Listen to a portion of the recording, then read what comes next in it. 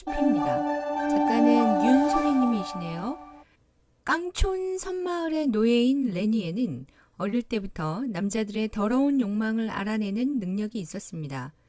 그녀에게 나쁜 짓을 하려고 달려드는 남자들은 어김없이 죽지 않을 정도의 부상을 당하곤 했죠. 그때마다 주인 노인에게 심하게 매질을 당하고 굶주리기까지 했습니다. 너무나 진저리가 난 레니에는 머리를 박박 밀고 남자아이처럼 양치기 목동을 자처하지만 그녀를 보호해 줄 만한 곳과 사람들은 아무도 없었습니다. 그녀는 스스로를 보호하려고 항상 신경이 곤두서 있곤 했죠. 한시도 마음 놓고 살 수 없던 그녀가 14살이 되었을 때 그 마을을 지나가던 황금숲의 신전에서 나온 천족인 기치다에게 주인 영감은 그녀를 팔아버립니다. 천족은 사람들을 진흙인간이라 부르며 절대 그들과 섞일 수 없는 존재로 치부했죠.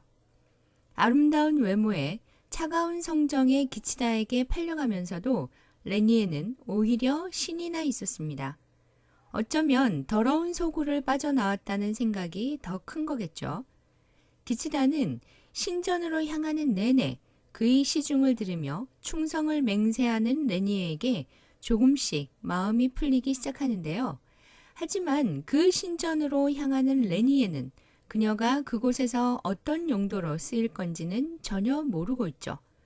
그녀의 용도는 바로 최고의 신관이 제를 올릴 때 바쳐지는 산 여자 제물이며 그 표시로 가슴에 낙인이 찍힌다는 사실입니다. 기치다는 레니에의 맑고 순수한 성정에 이끌리기 시작하면서 그녀가 산 제물이 되는 것을 막으려 하지만 끝끝내 제물단 위에 올려집니다. 그 뒤를 이은 가슴의 낙인과 함께요.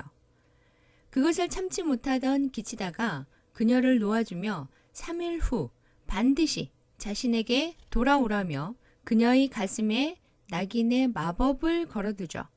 하지만 그 마법은 그녀를 황금숲에서 조금이라도 벗어나지 못하게 하는 족쇄라는 걸 알아챈 레니에는 그 마법이 발현이 되지 않는 추운 북극으로 도망을 칩니다. 3년간 그녀의 타고난 사냥 기질로 동굴에서 살아오던 어느 날 북극의 신성석을 캐려고 몰려온 남극의 쓰레기 같은 남자들 틈바구니에서 레니에는 남장을 하고 지내죠. 하지만 그녀가 여자라는 사실을 눈치챈 질 나쁜 남자 5명에 의해 위험이 닥치자 여지없이 그녀의 손에 의해 남자들이 심하게 다치고 사망에 이르게 됩니다. 레니에는 5의 목숨을 앗아간 충격으로 마음의 빚을 갚고 싶은 마음에 며칠 전부터 숲에서 구조 신호를 보내는 북극 사람의 은신처로 찾아가 허벅지에 화살촉이 박혀있는 16살 동갑내기 남자 쿤의 눈을 가리고 그녀가 있던 동굴로 데리고 옵니다.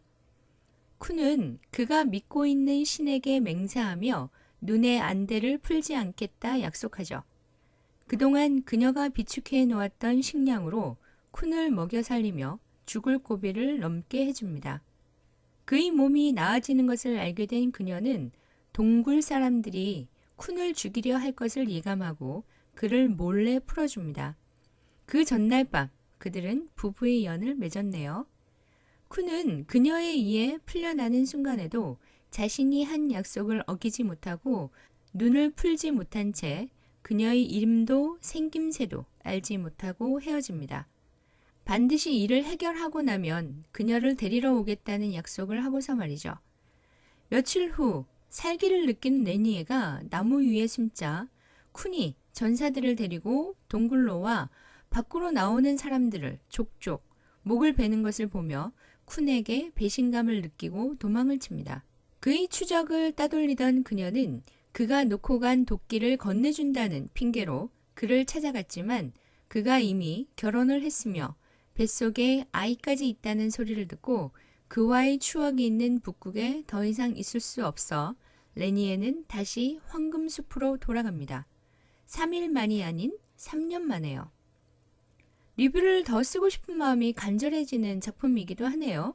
레니에는 어릴 때 그녀가 받은 여신의 신탁을 무시하며 살아가려고 엄청난 노력을 해온 여주입니다.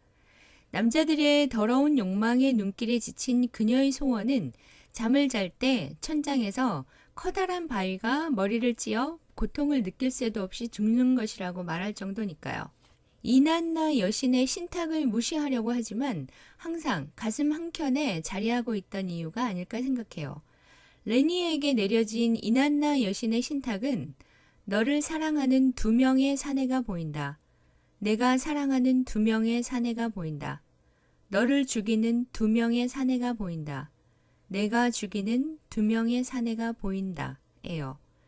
책을 읽어가면 갈수록 이 신탁이 정말 딱딱 들어맞는 걸 알았어요.